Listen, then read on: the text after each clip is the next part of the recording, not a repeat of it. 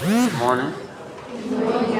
So I really hope that we'll conclude our discussion on Mariama's so long letter today. Possibly move on to the counter text, which is Dear Ramotulai by NBBC.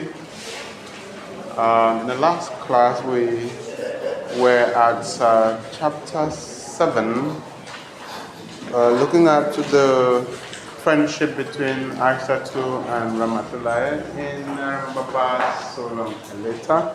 And that's where we're going to begin our discussion of the text today. And I hope that will lead us to the end of the text. Okay? Now, Aishatu has a problem in a marriage to Maduba. Okay, we discussed that in the last class, and part of the problem is that of class disparity between the couple, because while Maduba comes from a highly placed family, Aishatu is just a daughter of a goldsmith, and so Maduba's mother is not in agreement with the marriage. She thinks that the son should marry a girl of a higher class or a nobler family compared to the lowly background that Aishatu belongs to, right?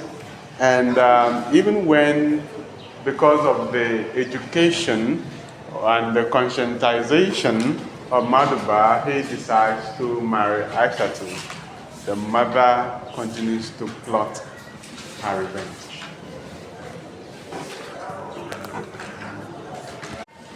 So you need to note that what plays out between Maduba's mother and Aishatu is an expression of how women oppress other women, because they consciously or unconsciously imbibe patriarchal values that are present in that society. All right. It is also significant that Maduba's father is late. All right. So even in the absence of the father, patriarchy persists, because patriarchy is a system in which both men and women participate. At that point, she doesn't think feminism. She's simply maintaining societal structures, societal rules and regulations. My child must marry a girl from a noble family, a respectable family, not this low-class girl, right? And she doesn't think that she's doing that to another woman like her.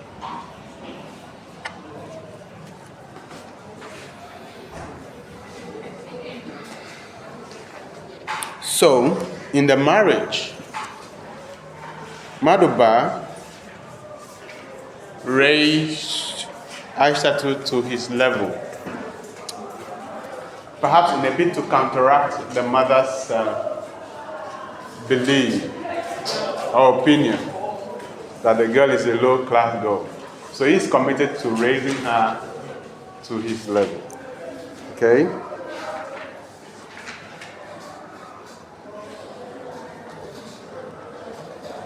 The novel also describes the relationship between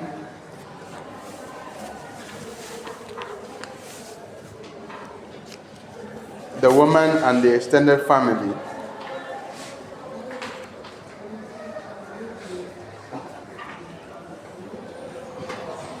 Both for Aishatu and Ramatullah.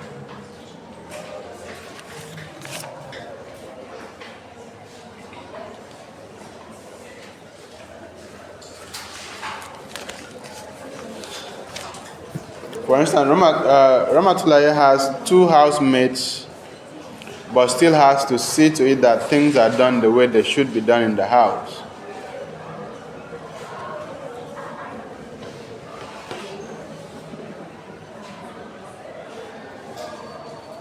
One of the themes raised in the novel is that of sisterhood and bonding.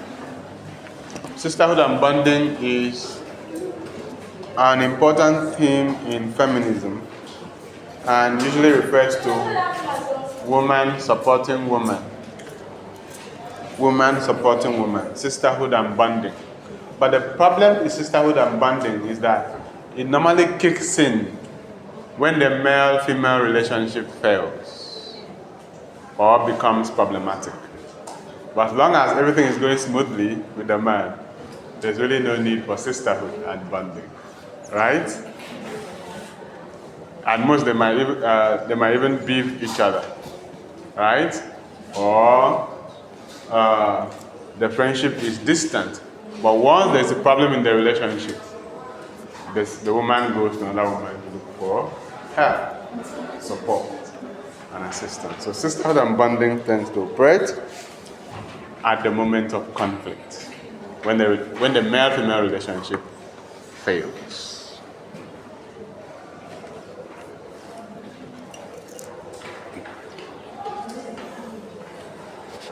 So we are told that both Aishatu and Ramatullah were teachers, and that's because that's before Aishatu traveled to the United States.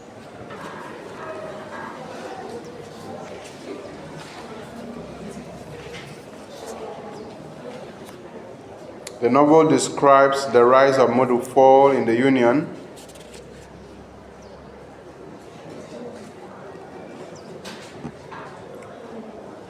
Madhuba does not want to join politics. He prefers to work as a doctor.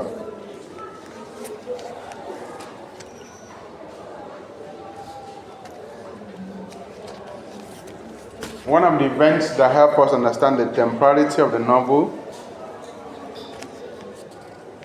is the nationalist agitation for independence in North Africa, which places the novel in the colonial era and also makes it a post-colonial novel.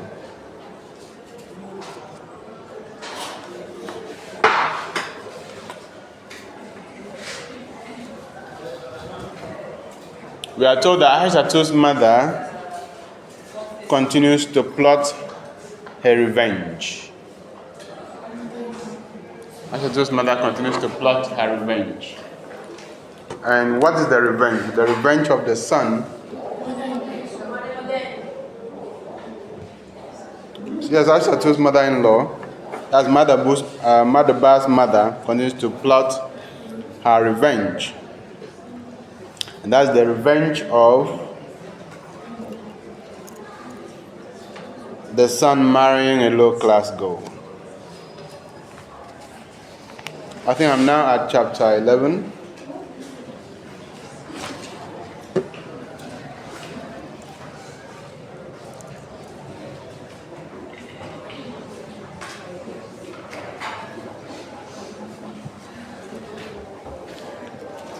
In this chapter,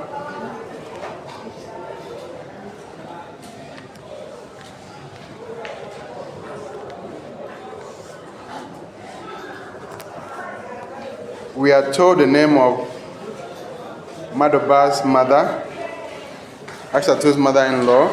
Her name is Auntie Nabu.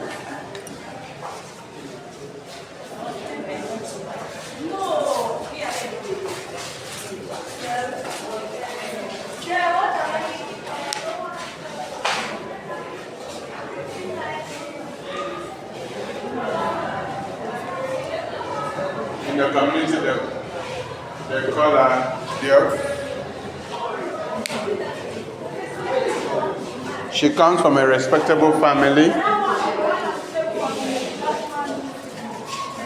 and she believes in tradition. She also believes that blood flows in the virtues, that virtues flows in the blood. She also believes that virtues flow in the blood.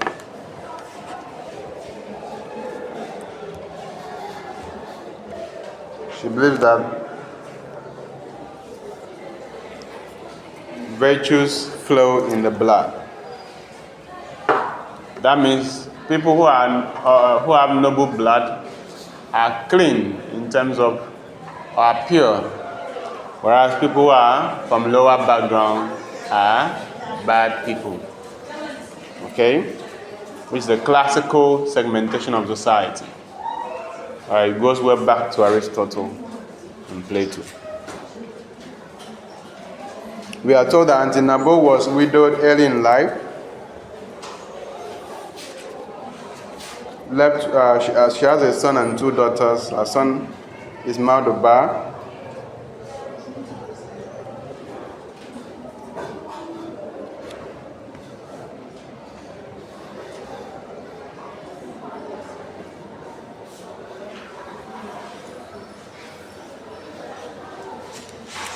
She has a younger brother by name Fabadio.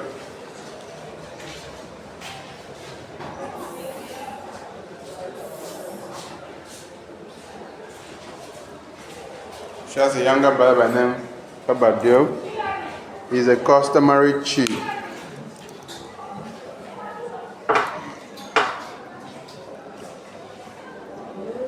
Having lost her husband, we can psychoanalyze Auntie Nabo in such a way that we know that she sees Madoba as a replacement of her lost husband, and so would not let him go easily to another woman. That's unconscious, of course. Unconsciously, of course, if you have studied psychoanalysis. So, women are usually jealous of letting their son marry another woman. So that's why we say that Auntie Nabo psychoanalytically sees her man in a son and refuses to let him leave her through marriage to another woman, at least not to a low-blood woman.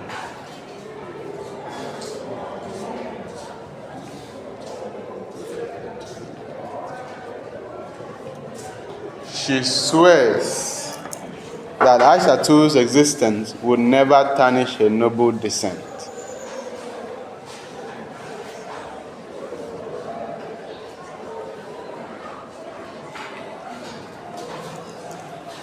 So she travels back to her hometown at Diakau.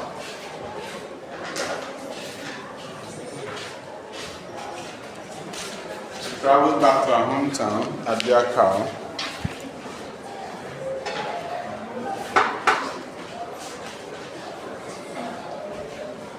And tells Fabadio, the younger brother, to give her a child to assist her in the house.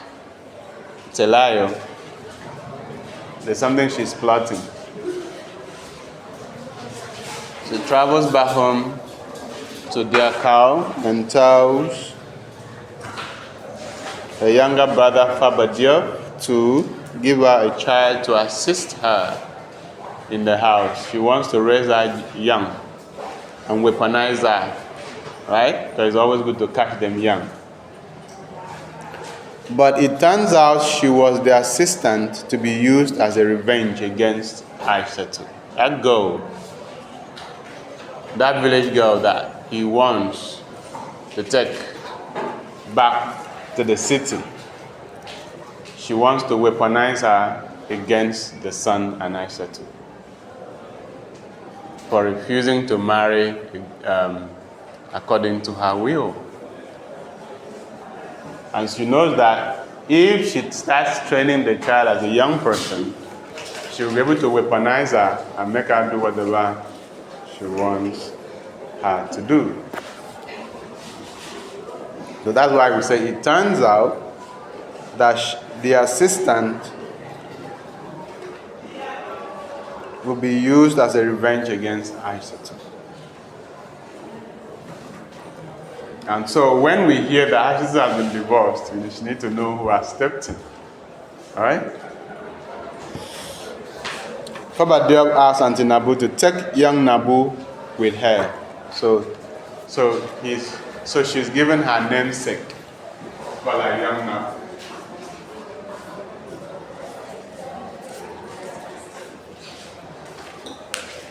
The girl that she takes back is young Nabo, her namesake. I'm now at chapter 12 of the novel. Young Nabu is introduced to Ramatulaye and is admitted into the French school because the first weapon is education. The first weapon is education.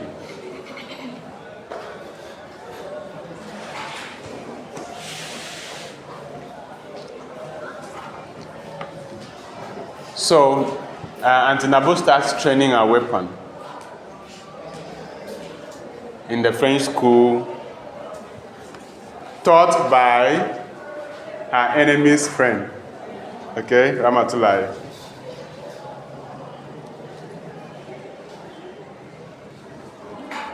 Nabu is also taught culinary skills.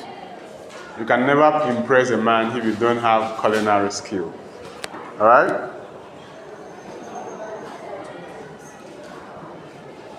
Women can hardly impress men when they don't have culinary skills. At least in the traditional sense.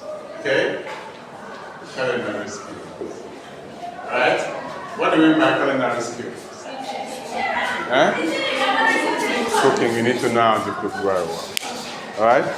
You have to be able to impress. That's in patriarchy, patriarchal ideology. Alright? Because that's the way to the man's heart. Okay? So in all your training, you also need to also get training in the art of cooking, right? Otherwise you'll cry. And I know this is the last comment. Okay?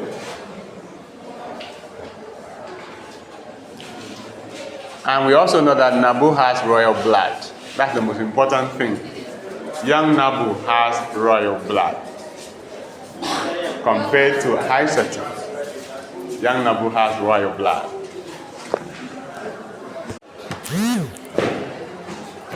She is given sophisticated education, and at length she becomes a midwife.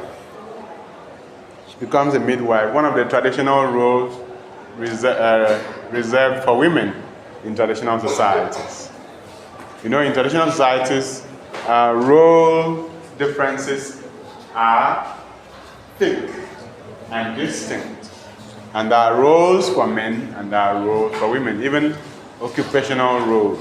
So, it is not surprising that she becomes a midwife. Okay?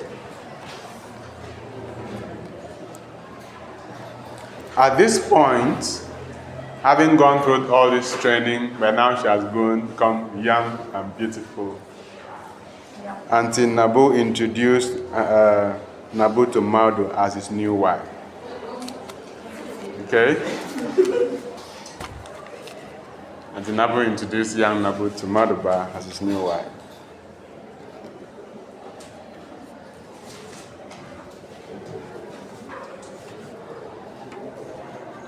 We are told that Aishatu was not worried until it was too late. Maybe she underestimated the mother-in-law, the wiles of the mother-in-law, the cunning of the old woman, right?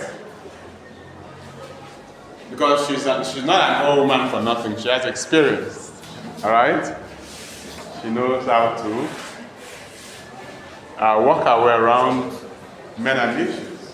So maybe I better underestimated the wiles of the woman, the old woman.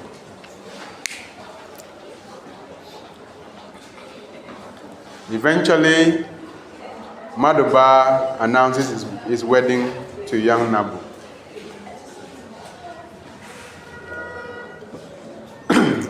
And that's when it was too late.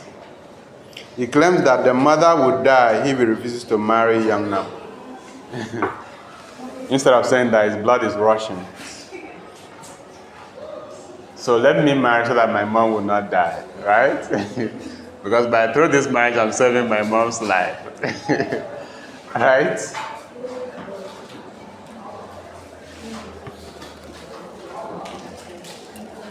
You know, sometimes we wonder at the reasons men give for their actions. Some of these reasons are worrisome, right? I married young Nabu because I care about my mom's health. You know? I don't want her to have high blood pressure. You know? That's the kind of reasoning we are talking about. Okay? Okay, and tells Aisha, this is the doctor speaking and not the son. It's the doctor in me that is speaking to you right now. Right? I'm not the son. Okay?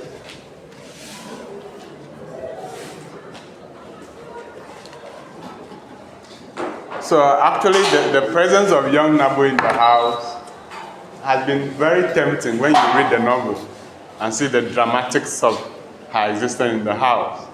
Okay? A young, beautiful lady, a younger, beautiful lady, good at cooking, good at taking care of men because she has been trained that way. Good at humility, submission, you understand? And then Aisha too has children and is growing old. So the mix was there. It was only a matter of time, before Maduba eyes will be swayed. Eyes and heart will be swayed, okay? But he has to give reason for it. The old woman knew exactly what she was doing, okay? And it was just a matter of time. So once Maduba marries young Nabu, Aisha too is forgotten. This is what we talk about polygamy all the time. All right? Polygamy is good, but it has its downside. The downside is that someone has to be preferred more than the other, right? Someone has to be preferred more than the other. There has to be a kind of a shift in attention. Okay? And it's usually the young wife, right? Because it's new, it's a new wife, so attention has to shift to the new wife. Okay? It happens with Mother 4, and now it is happening with Mother Bar. Okay? So that is one of the downsides of polygamy. So Hashitu is forgotten. It's now, the focus is now on young Nabu. Young, beautiful, submissive, royal blood, and all of that. Aishatu had 4 sons, but they are not as precious to Maduba as Nabu's sons, because they have royal blood, and they're the sons of the young wife, the younger wife. Okay?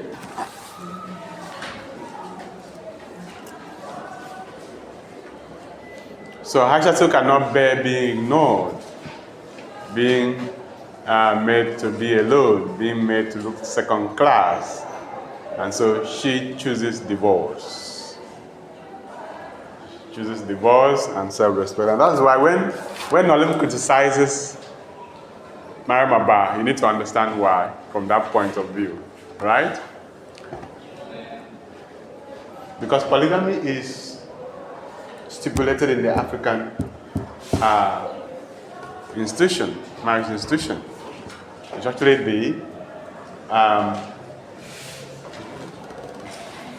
the solution to many of the problems of marriage. But the problem is that you have to learn to share the mind, okay? And accept that probably your time has passed, and you have to exist in your place of honor as first wife, okay? I'm not looking for attention like a baby. You're not a baby anymore. There's a new baby in the house. All right?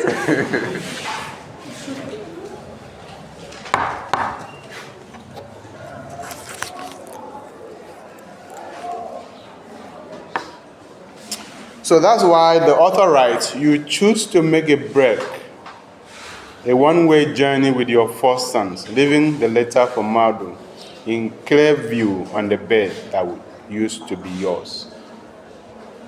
Because that bed is now has attention of another person. It's no more her bed. All right? So she chooses divorce. Aishatu's letter to Maduba says in part, princes master their feelings to fulfill their duties. Others bend their heads and in silence accept a destiny that oppressed them. That means that as a man, as a prince, Maduba had a choice. The choice was to keep to the wife that he loved or to bow to the mother's wishes. And what does he do? Bow to the mother's wishes. So that's why it says, princes master their feelings to fulfill their duties. Others bend their heads and in silence accept a destiny that oppresses them. Destiny that oppresses them. So Aisha decides to stay on her own. She decides to stay on her own. Because she cannot cope with the pains that come. Cannot cope with the pains that come with polygamy, polygamous marriage.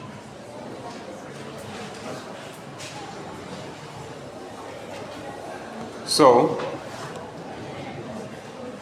in the African tradition, there's a name that's given to a woman that cannot endure polygamy. And it's actually negative, right? But I can't find it now. It's an Ibibio word, okay? They literally call a woman that cannot endure polygamy. Does not want to see another woman around the husband, right? Does anyone know? You know, it is sad that the Christian tradition has raised us to even see polygamy as a sin, right? If we hear that somebody has married 2 wives, we now say the person will go to hellfire. Hellfire straight, you understand? But it's actually African tradition, okay?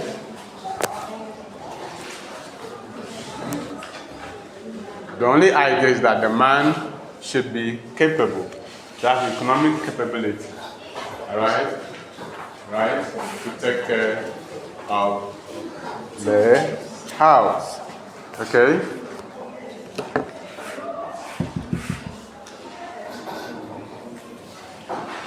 So Aisha reads to cope with the separation. All forms of separation come with pain. And so one needs to develop a coping mechanism. And for Aisha, that coping mechanism is reading, studies. Right? Whenever a relationship fails, one has to develop a coping mechanism to deal with the pain, with the loneliness and everything. You know, that's why for some of the women, work will close, they will not go home. They will say, do you have more work for me to do? I want to do overtime. Just know that something is wrong at home. Just know that something is wrong somewhere in the house. Yeah, that's not. Alright? And they'll say, I'm doing it so that I'll have promotion. Alright? I want to become the MD of this company. So you carry all the work on your head. Alright? Because it's not just work that you're doing, you're coping with something, you're trying to manage something else, right? So, I think for the men, when they leave work, they don't go home. They branch somewhere and drink. They branch somewhere and start drinking. Alright? Because home is on fire. If home was fine, he would just go straight to the house. Alright? But he knows that if he goes, they will start firing him. So he just branch one beer parlor like that and start drinking. Okay?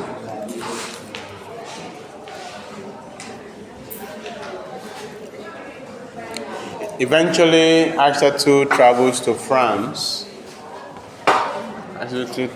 Travels to France after passing many exams. She graduated from the School of Interpreters and got employed in the Senegalese embassy in the United States, where she currently stays and writes to her friends back home in Senegal. Eventually, Aisha too travels to France for further studies, where she graduated from the School of Interpreters and got employed in Senegalese embassy in the United States. United States of America. So she's currently in the United States of America. When the novel opens, she's in the United States. And that prompts the letter that Ramatoulaye is writing to her, because they're separated by distances. So, Ramatoulaye writes, and she replies, and so on and so forth. Without Aishatu, Mado's life is empty, because she's the woman that he really loves. Without Aishatu, Madoba's life is empty, because she's the woman that he really loves.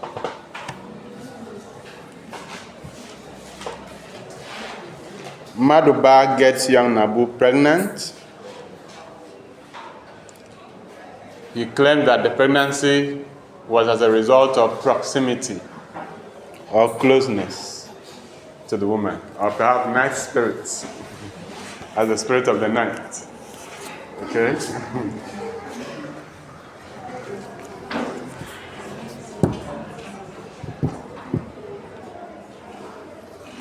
Madoba gets Nabu pregnant and claims that the pregnancy was as a result of closeness or proximity, staying in the same house. So, if it was in Nigeria, they would have said night spirit, or spirit of the night.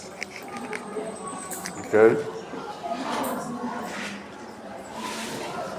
And this is how he explains it in his own words. Driven to the limits of my resistance, I satisfy myself with what is within reach.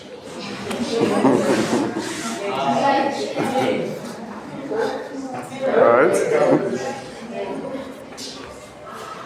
Driven to the limits of my resistance, I satisfy myself with what is within reach.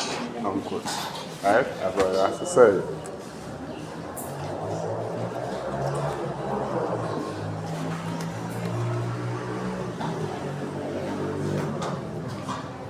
At one point, Aishatu visited Senegal when she has become successful as an independent woman. Right? Independent woman. Aishatu visited Senegal at one point. She's successful as an independent woman. She's successful in how she has raised her children herself, and how she has become the courageous pioneer of a new life. I'm now on chapter 13.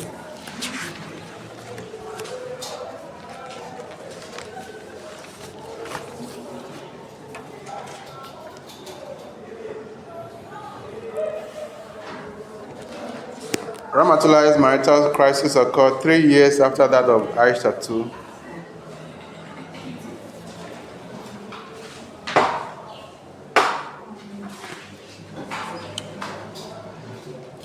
Our marital crisis begins with the visit of Binatu to the house.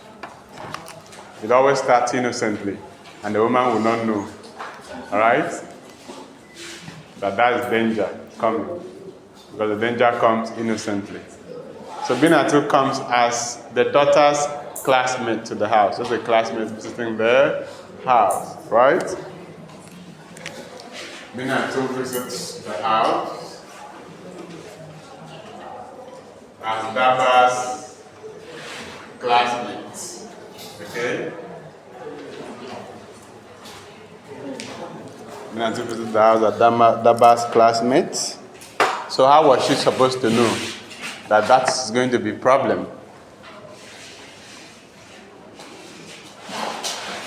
This visit will lead to her becoming Modufal's second wife, right?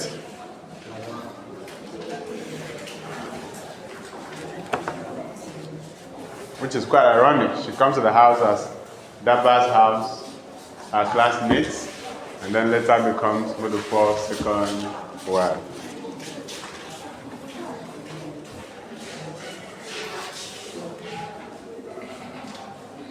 She also comes to the house poor, but later becomes rich.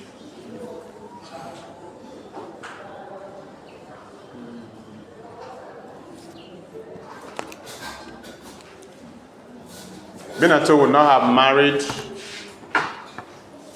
Modufor without the mother's support. That's lady mother-in-law. She forces the daughter to marry Modufor because of the promise of wealth and upgrade in their status, social status. Because there was a promise of wealth and a villa, that's a house, and a visit to Mecca, pilgrimage, of which Modufor borrowed 4 million francs to fund, which is a financial mistake.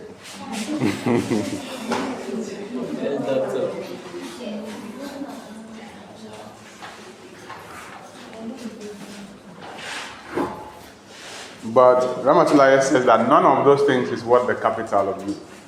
Alright? Because she sees youth as a teacher, she sees youth as capital. Youth is capital. But of course, Daba, Binatu is ready to expend that capital because of money, wealth, as persuaded by the mother.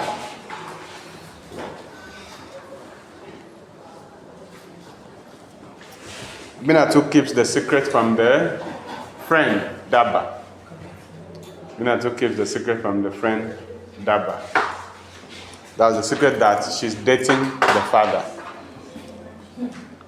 Maybe she comes to the house and the father sets eyes on her, which really speaks to the fallenness of Modufor's morality or character. Okay? So it's like when Binatu comes to the house, the father sets eyes on her and is it falls in love or falls in lust or falls in the lust? Okay.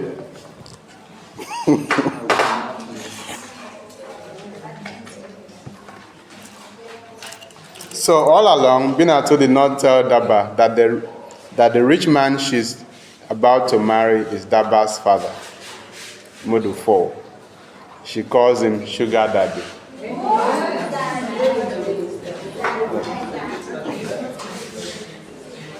She just says, my sugar daddy wants to marry me. Don't say your father. So that's another problem there, woman to another woman, okay?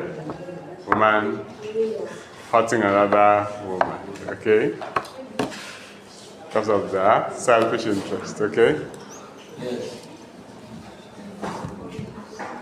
So we are trying to let women know that it's not all the time that their problem is men, okay? Most of the time your problem is a fellow woman, your fellow woman. It's like most of the time your problem is your fellow woman, all right? Okay?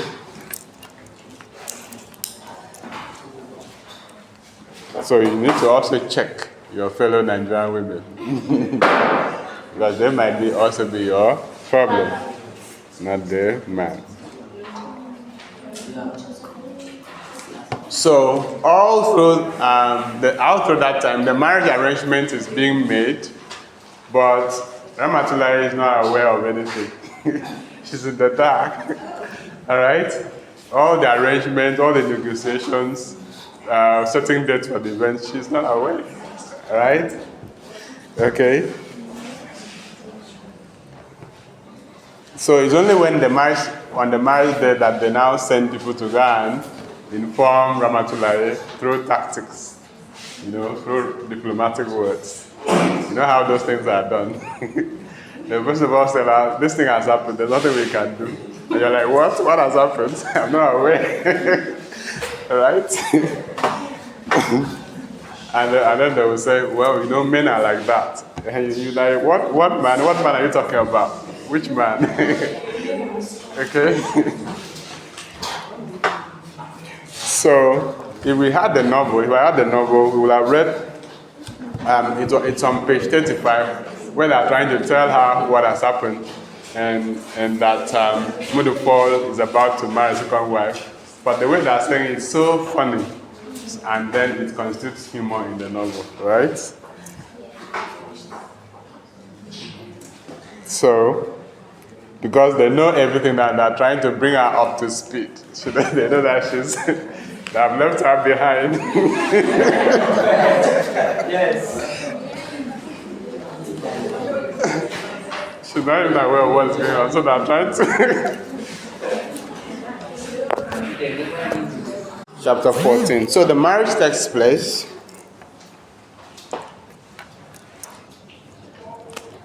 And we get to see how the two friends are troubled by the institution of polygamy, and which is allowed in patriarchal society.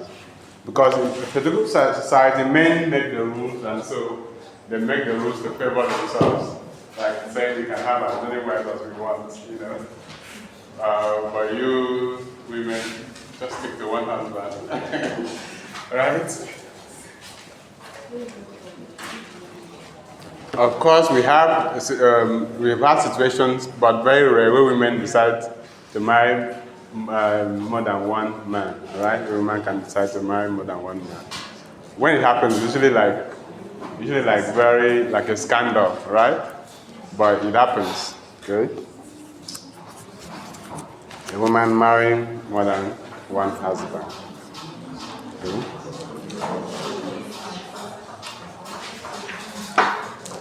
So marriage as a means of upward social mobility is seen in the case of Binatu. She marries specifically because she wants to change her social station, right? From poverty to riches, from low class to high class, from low life to high life. Okay, so marriage can be a means of changing someone's social situation, social circumstances. And even as we speak, most ladies want to marry in order to change their circumstances. All right? That's why they have to creatively, subtly check whether you have some means. All right? That there's something in your account. All right? Before they say yes. All right? If there's nothing in the account, forget it. Because I did not come to suffer, all right? I did not come to suffer, all right? I was not made for suffering. Okay? And they also want to be a guy wife, right? They want to be a guy wife. So if you're not a guy, then you leave it. And when we're talking about a guy, we're talking about a guy in the pocket, right?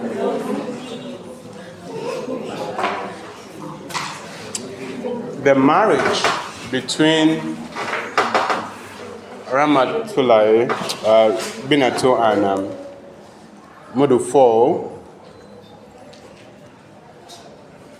brings conflict to his family because he now pays attention to Binatu more than the wife. She abandons Ramatulai. Apart from that, Daba is angry both at her father and Binatu, her friend, because she sees that as betrayal, double betrayal. It's double betrayal.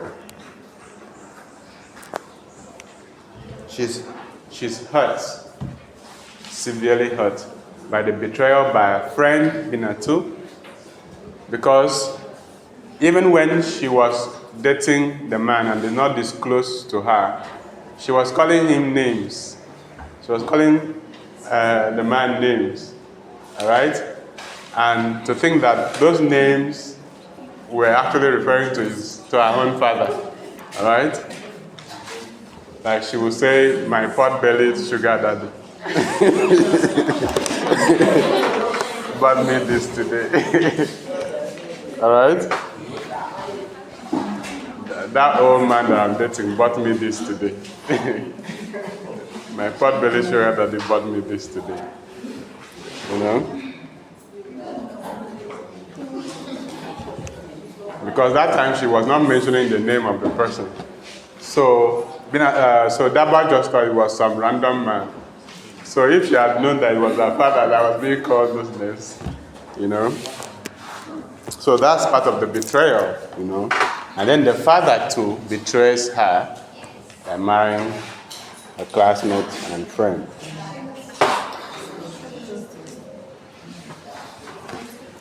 Of course, Binatu said those things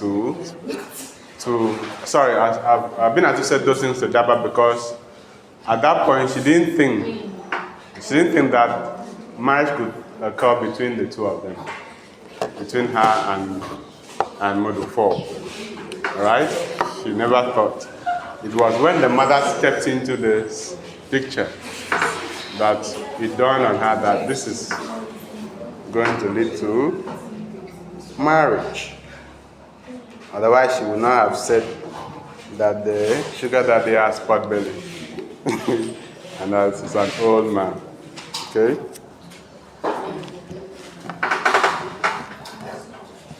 Daba encourages Ramatulaye, her mother, to divorce Modu4 because he, Modu4, respected neither you nor me. Do what Auntie Aisha too did. I can't see you fighting over a man with a girl my age. That's what she tells the mother. But the mother chooses marriage, chooses the children, and chooses to stay. And of course, she also believes in the religion that prescribes polygamy, that's Islam. So, whatever we endure in life is based on how we were raised, the education we had. So she endures polygamy because the religion prescribes it.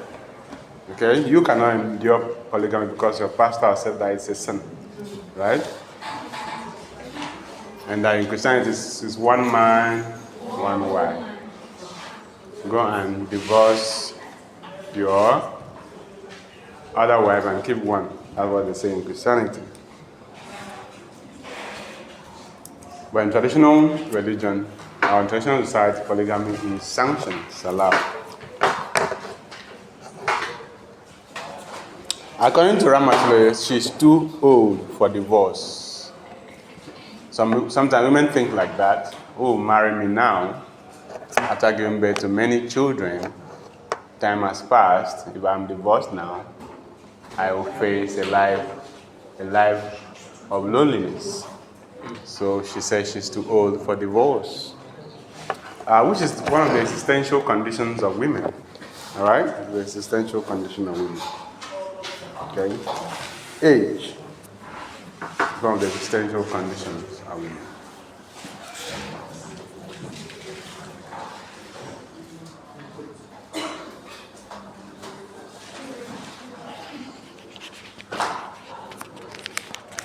So in the novel, we are introduced to the character of Jacqueline.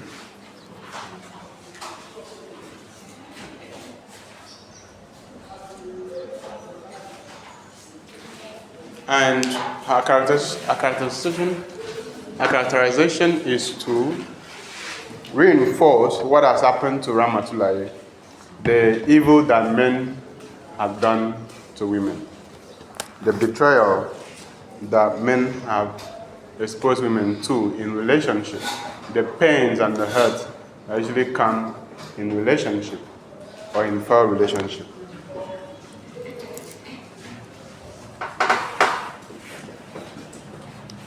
The betrayal of Jacqueline's man makes her to have what we call nervous breakdown.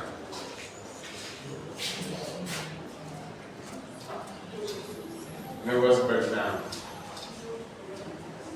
But you know that at that time, there was the understanding of psychological illness or illness that comes from the sickness of the mind was not popular. So she was taken to many hospitals without people, the doctors really knowing exactly what's wrong with her. Because everything looks fine in her body. Everything looks fine around her. But she's still ill. Alright? So she has to be taken to a specialist hospital in order to be known that she's suffering from depression, arising from failed relationship, betrayal in the relationship, from depression. Because it is from here that all parts of the body works well.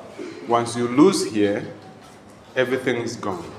Which is why you need to protect your mind of all things. And one of the things that destroy people's mind is toxic relationship. Because the stress is felt every moment of the day. And until you detach yourself from it, your life will continue to be miserable. That's why in some cases, some people run mad simply because of relationship problems. Okay? It's not the devil, it's a relationship problem. Which is why you must always check your relationship. Alright? You must always check your relationship. Most people have died because of relationship. Not devil, not Satan, not people from the village. Alright? Okay, not the furniture in the village. Not the God in the village. It's relationship. Alright? Toxic relationship. Pains that arise from bad relationships. It's what kills people. Some people come into a school, they would have made first class, but because of relationship, they are struggling with carryover. Alright? Some people realize it, but some don't. Okay? They might just, if they ask them what's the problem, they say that my uncle in the village. There's one uncle in the village that does not want me to succeed in school. But the person has not examined their relationship. Alright? To see that relationship has been leading them away from things that will make them have good grades. Okay? I don't. So that is the problem that people have. So that's the problem with Jacqueline. So she has to be taken to the hospital in order to be diagnosed, properly diagnosed.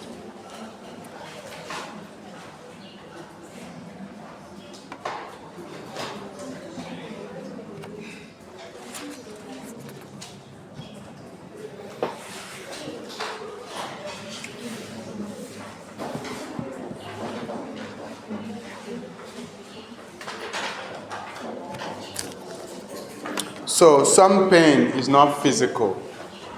Some pain is not physical. That is what Jacqueline's situation has taught us. Some pain. Sometimes you feel pain. You try to find a part of your body where the pain is coming from. You cannot find it. You're like, is it here? Is it here? Is it here? Is it here? But you can't feel it because the pain is not physical. And sometimes you wish the pain was physical so that you can know the source and treat it. Alright? And sometimes you see yourself crying, but nobody has beaten you. Nobody has flogged you. Alright? The tears just keep flowing. Right? And they ask you, what is wrong? You don't even know. Alright? You can't say it. Because it would have been better if you knew if someone picked a cane and flogged you and you actually knew this is the person that flogged you. Right? And the pain is physical and you can feel it. But the mental pain is the worst pain. Mental pain is the worst pain. Psychological pain is the worst pain. And usually comes from relationships. Relationship troubles. Right?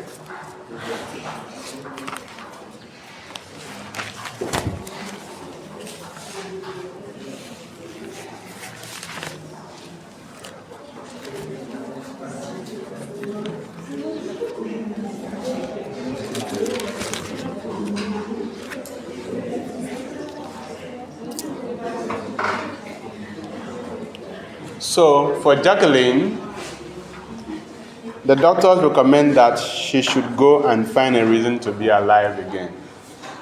Right? Go and find a reason to be alive.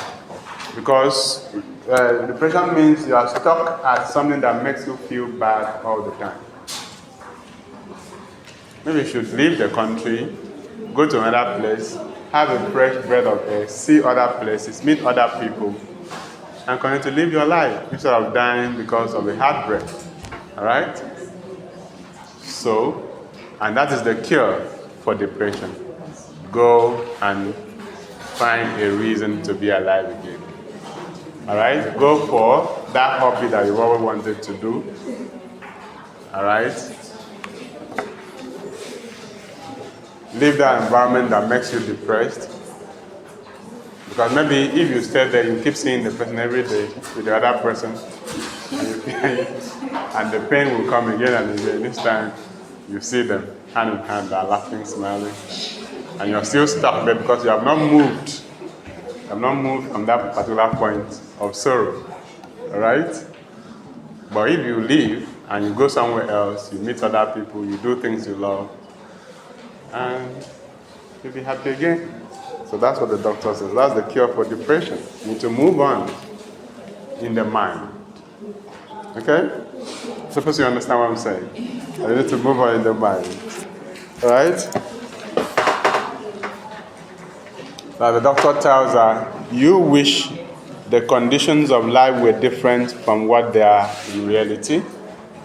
And this is what is torturing you. So based on the doctor's diagnosis, Jacqueline decides to fight for her life. Okay? So the woman out there, every woman out there needs to understand that no relationship is worth dying for. There's always life after the relationship that they can live. And it's also important to find more confidence in yourself. As you get to a point where you love yourself so much that when relationship fails, you fall back to yourself. All right? It's fine. Because the problem with human beings is that they are so attached to the point of self destruction. That means you hang your happiness on someone else. You hang everything, your future, on someone else.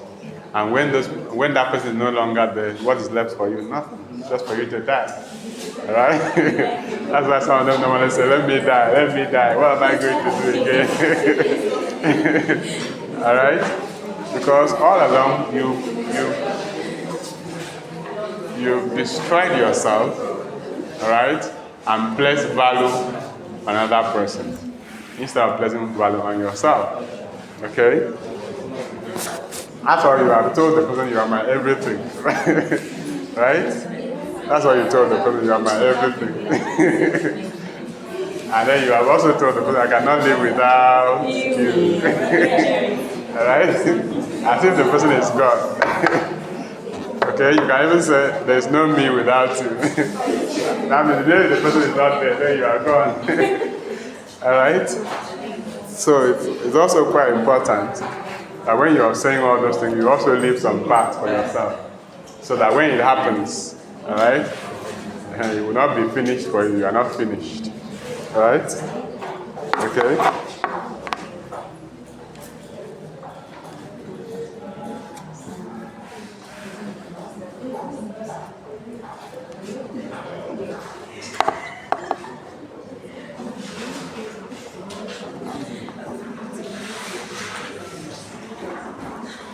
So when Ramatulaye takes that decision, Daba tells her, you have not finished suffering.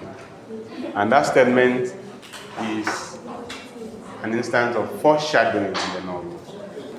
You have not finished suffering. You have not finished suffering. If you have decided to stick with this man after all he has done, that means you have not finished suffering. More suffering will be coming on the way. Alright? I'm now on chapter 15, page 43. The author compares young Nabu and Binatu. Young Nabu was raised as Nabu's weapon. She was given oral traditional education by Nabu combined with modern education. So that is the weapon that we are talking about. She was given all-round education, including cooking, submission to man, and all of that.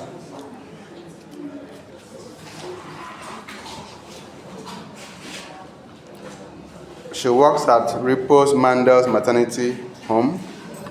Repose Mandel. Repose Mandel's maternity home. At that time, women were supposed to be nurses, not necessarily doctors. Men should be doctors. Men should be doctors. Men should be nurses, right?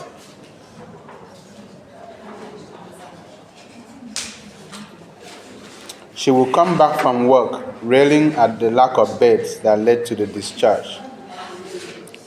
Too early, in the opinion of the new mothers, worried about the lack of staff, inadequate instrument medicine. This is the post-colonial situation in Senegal.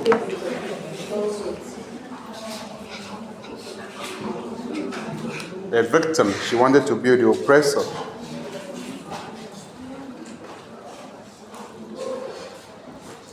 So, we also told of Modufol's struggles to keep up with Binatu. Remember, Binatu is young and he is aged. So he's seen trying to look young for her. He's trying to look young to impress her.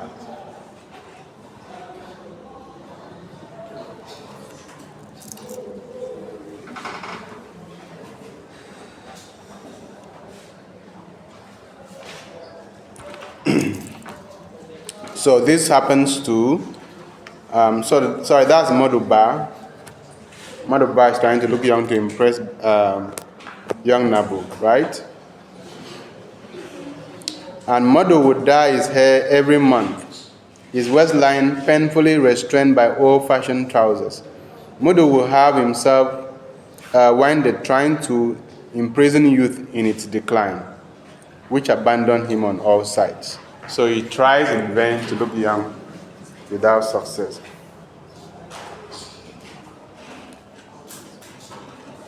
Binatu is not happy with her married life because she is married to an old man.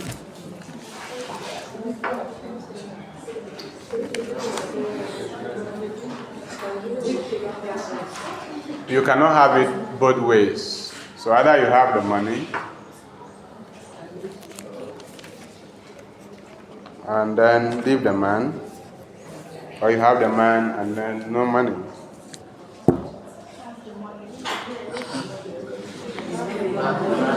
Because actually, she knew what she wanted. At least the mother knew. They wanted the money, so they cannot really have the man. The man is gone. The man is old. Daba goes to the nightclub with her fiancé at times to humiliate her father with Binatu. Now in chapter 16. Ramatullah is now running the house on her own, since Modufol now pays all his attention to the new family.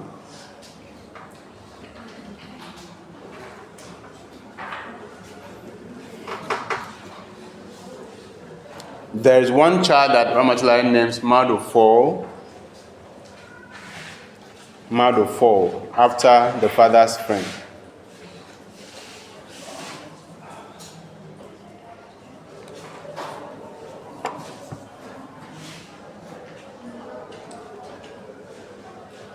Ramatullah spent most of the nights alone. She's now faced with long, lonely nights because Modufol is always with Binatu.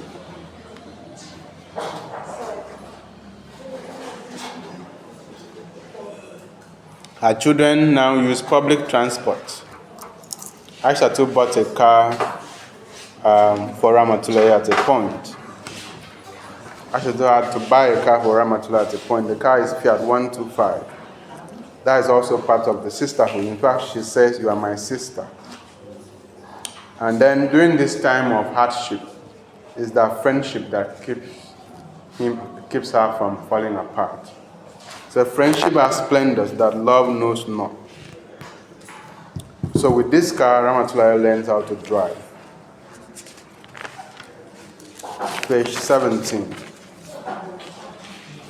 Oh, sorry, chapter 17.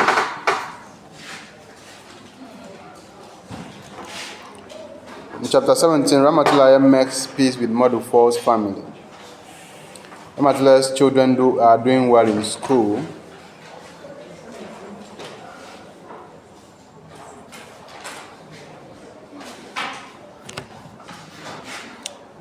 Ramatullah celebrates her 40th birthday of Madufal's death. Ramatullah celebrates the 40th day of Madufal's death as custom demands. Then, Tamse, Madufal's brother, reveals his intention to marry Ramatullah after she has come out of mourning. He says he prefers Ramatullah to Binatu. He knows that Binatu is demon monster. So she now sees Ramatullah as a good lady to marry. Alright? That is part of the problem with tradition. Okay? In some African societies, when the husband dies, the wife is passed off as property to the next brother. Alright? That's tradition. Okay? Ramatullah's reaction is violent, sarcastic, and contemptuous. She says she cannot be self-objectified. You forget that I have a heart, a mind, that I am not an object to be passed from hand to hand. That's what she tells Tamse. Okay? You forget that I have a heart, a mind, that I am not an object to be passed from hand to hand. Okay? Because that kind of tradition does not seek the woman's consent. Does not take into consideration whether the woman will accept the brother. Alright? It's almost as if it is compulsory that once your husband dies, you marry the eldest brother available. Which is not a good tradition. Daba and her husband have bought all of Madufal's properties. In fact, it was right from when the marriage began that they started plotting their revenge. That once the father dies, they will send them to the streets, and that's exactly what happened. And then stupid mother and daughter, they didn't plan for such a time because maybe they felt that Madufal will continue to be alive and fund their lifestyle. Okay? So this is how Ramatullah and Daba have their revenge against Binatu and the mother. They're now back to where they started. Okay? They would have used that time to look for handwork, right? They would have used that time of glory to look for handwork and prepare for a rainy day, but they did not. Okay?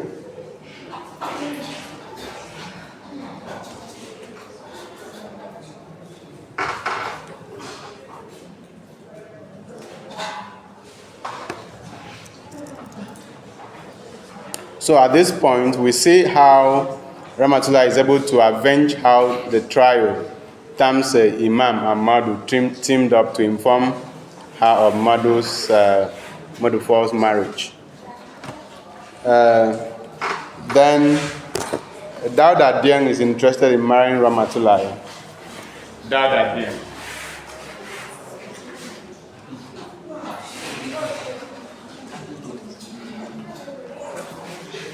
When a woman loses her husband, there will always be men who want to come to ask her to marry them. And one of them is Dauda Dieng. He's an old friend that Ramatulai would have married if not for the mother. Okay. That then says that if there is a large number of women in the assembly, everything would explode because he's now a parliamentarian. He's doing well, he's rich, he's into politics. Ramatulai speaks on women's rights, says that women are not incendiaries but stimulants. Of course, we don't have many women in that assembly.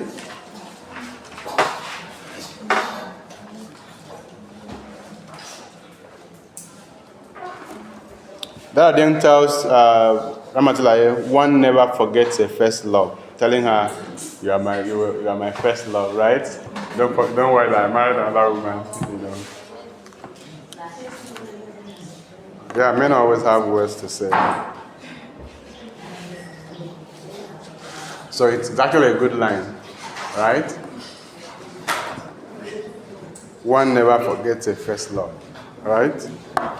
He's married to a woman called Aminata. The other thing is married to Aminata now. Because when Ramatulai refused him, he had to go and marry someone else, right? That Dieng is in the National Assembly, which Ramatulai calls the male assembly because there are only 4 women in the National Assembly, showing how women are marginalized in that society. Okay? We know how society has accepted women by the number of leadership representatives they have, okay, in relation to men at any given point or gathering.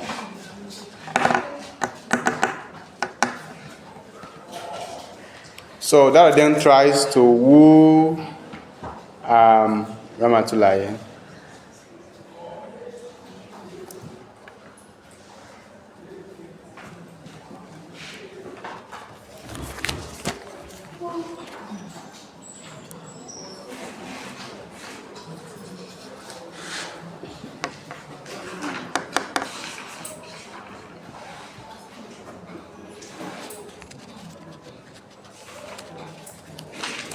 He's aware that Ramatulai has refused to marry Tamse and feels that he will have a chance.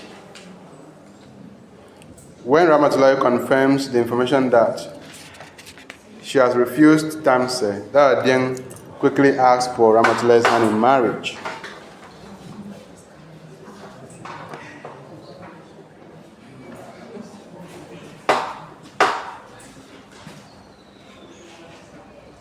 He even asked her that she can give the response the next day, not immediately. Maybe he's afraid of rejection. Yeah. When he says that she can take her time till the next day, Ramatulai says, tomorrow, what a short time for reflection, for the decisive commitment of a life. Ramatulai says that a heart does not love that at the end.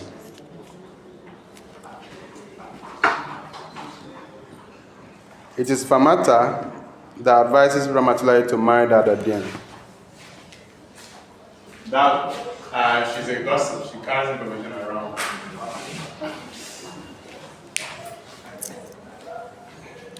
Ramatulai gives a letter to Famata to give that a Dieng as a response. We have dramatic irony there because Famata is happy to bear the letter without knowing that the message that it bears is a cruel message to that Dieng.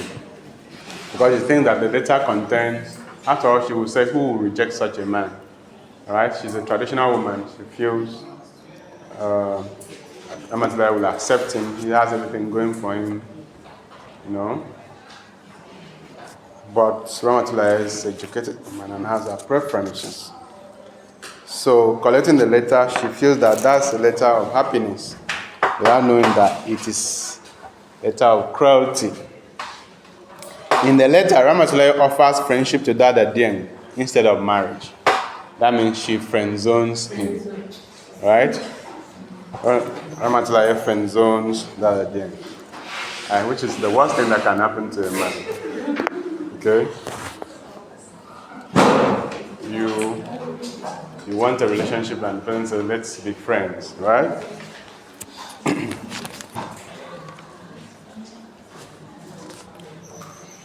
All right? But that Dieng does not fall the hands of the brotherhood because he does not accept the friendship. Right? He knows what he wants. So either he gets what he wants or nothing. Okay? So it will only be weak brothers that will accept friendship. And those weak brothers will fall the hands of the brotherhood. Right?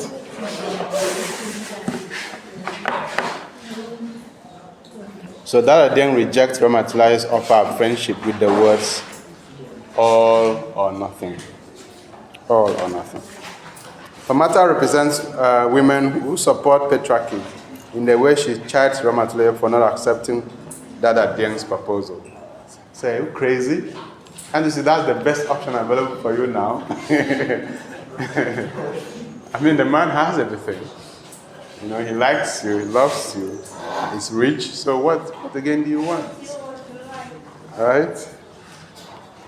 So Famata accuses Ramatulaye of wanting to choose a husband like an 18-year-old girl. He says you want to choose a husband like an 18-year-old girl. Right? So Famata accuses Ramatulaye of wanting to choose a husband like an 18-year-old girl. That means she doesn't know that age is no longer by her side. And that probably she should take the best option that is available. Right? Ramatulaye refuses more men, making her to be called lioness or mad woman. There are more men that come to marry her, but she refuses, and so at the point some people say that woman is mad. Okay? Some people call her lioness. Those who like her will call her lioness. Those who hate her will say mad woman. Okay? So the Sikap villa now belongs to Daba. The Sikap villa now belongs to Daba.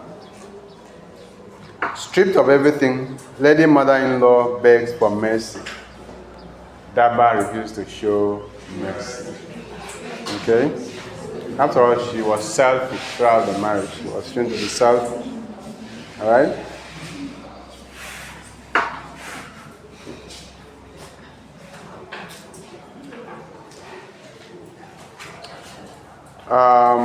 Ramatulaye's mourning by seclusion will end the following day.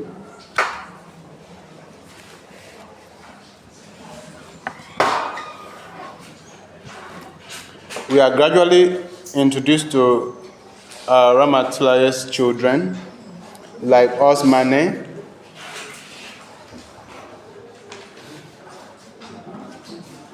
who is 6 years old at this time. Osmane. How many of you have read the novel?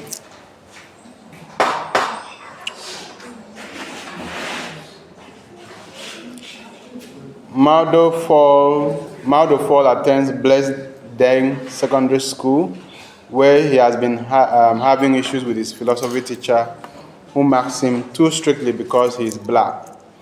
This makes one Jean Claude, a white boy, to come first for the first time. Daba seems happy with her husband at the moment. Because that's what always happens at the initial stage. They're happy, but who knows what will happen in the future. All the same, I fear for Daba. Life holds many surprises. That's what the mother says from my own experiences. Because nobody would have thought that our marriage would change like that. Okay? Daba's husband is by name Abu. Daba's husband is by name Abu. marriage has changed since Ramatullahi's time, and the modern conception of marriage describes as this. So if one of the partners is no longer satisfied with their union, why should he remain? That's what Daba says. That's how young people now see marriage. In the olden days, marriage was like you endure till the end. All right, you suffer till the end. And sometimes even when you run back to your parents' house, the parent will say, "Go back." All right. They'll ask, "What happened?" You said that you were beaten because you didn't prepare food on time. Okay? And they said, "Go back. Why did you prepare? Go and prepare food on time." Alright? And they say, "Is that why you are running back here?" My friend, go back and prepare food on time. Alright? Because the story is not good for the ears. Why do you prepare food on time? Alright? Daba does not want to go into politics.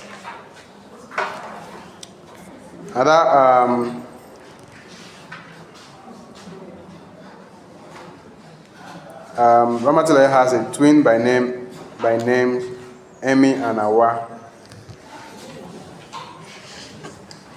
Another child of Ramatullah is Aminata. So we can say Aminata, Emi, Awa, Daba, Osmane, those are his children. Chapter 23 now, Ramatullah is worried about his children. So we begin to see the stress that goes with single parenting. Single parenting is not easy. So we also begin to see the effects and the dangers of single parenting on the children in the novel.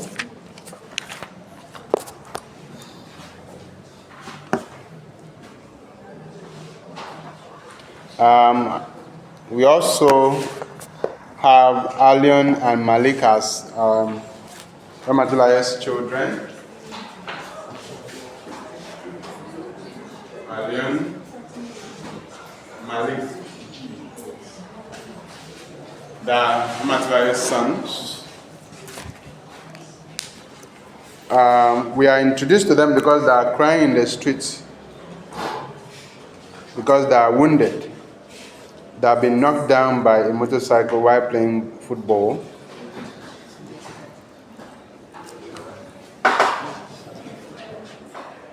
The children now attacked the motorcyclist, and the mother says it's not the man's fault because the government has to build a place where children can play football after school. The problem of single parenting is seen because those children sneaked out of the house while Ramatullah was praying. So she was not paying attention and they left the house and now they are wounded. She blamed the son, not the cyclist. Ramatullah asked her daughter Aisha to take Malik to the hospital for his broken arm in the accident. Alion complains of lack of playing space or fields, which is why they play on the road. Malik and Aisha returned from the hospital well taken care of. Aisha is 3 months pregnant. Aisha here being another daughter of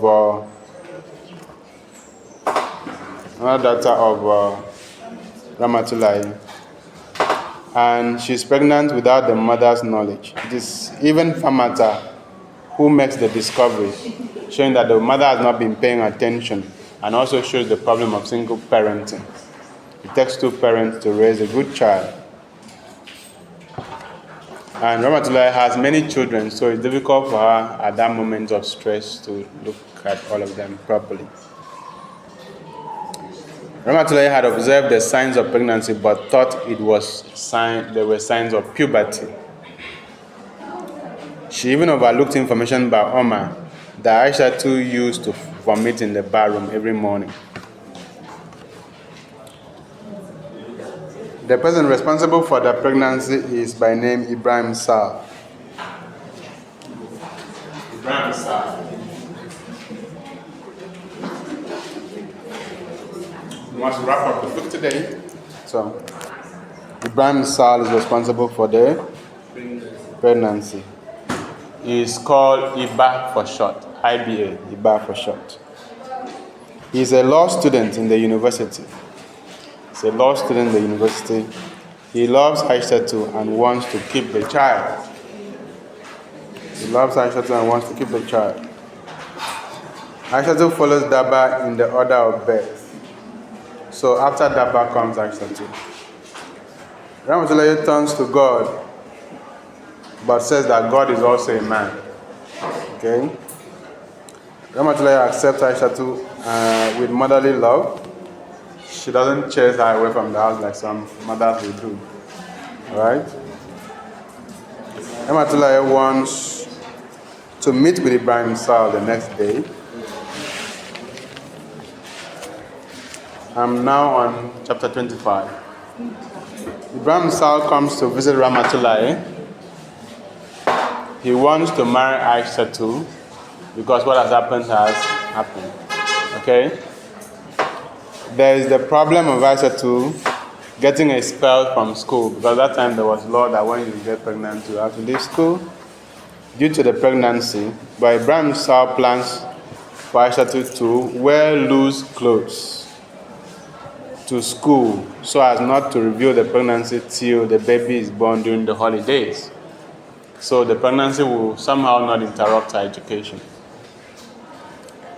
The issue of school making laws to protect pregnant girls from being expelled is raised in the novel. Chapter 26 is where we are now. We're actually making progress. Ibrahim Sal is now a friend of the family. Ramatulaye stresses the need for sexual education for the children because she feels that she has failed in her duty as a mother. That's why the girl got pregnant. If the girl had been given sex education, she would have known how to carry herself with Ibrahim Sal, and this accident would not have happened, right? So there's need for sexual education for not only the girl, but also for the boy child, okay? And gender studies about that education too, not teaching hatred between the two sexes, but to teach understanding and to teach cooperation, to teach partnership, and to teach cooperation and unity. All right? So both boys and girls should be taught sex education at the appropriate time so that they know how to relate with the genders, especially including issues of consent. All right? Issues of consent and safety and all of that in relationships. Issue like not brutalizing, not beating people, right?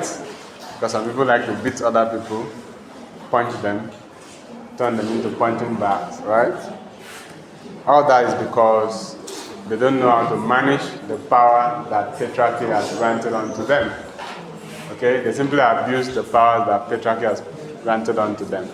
But when they are educated, not necessarily going to school, maybe getting an engineering degree, or becoming a doctor, but being educated in gender studies, in gender relations, they will not brutalize people again, right? They will rather use their strength to defend the vulnerable, their partners, their children, and all that, instead of beating them or kicking them. All right? Good.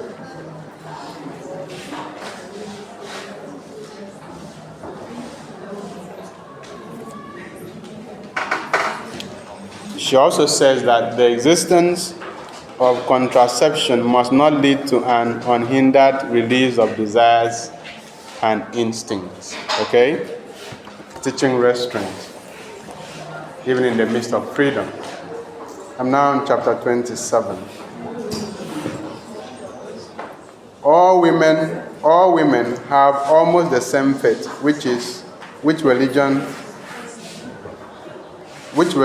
or unjust legislation of seal. So the oppression of women is made possible by the laws of a particular society. And so if we want to liberate the woman, we need to check the laws of that particular society as they affect the women. Okay? Because laws are made by men. So, because laws are made by men, laws can also be changed to release and free those that they bind unjustly. Alright? And so, as people who will soon be graduates, if you want to change situations and circumstances in your society, you need to look at the laws that exist in that society and how they affect women, children, workers, and other members of society. When you change the laws, you liberate people. Alright?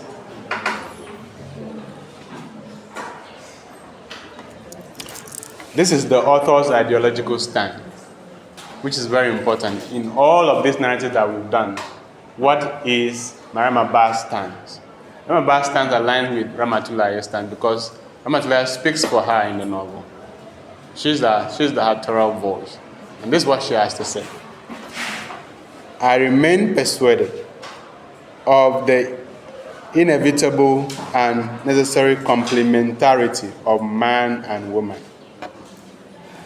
meaning that she is a womanist.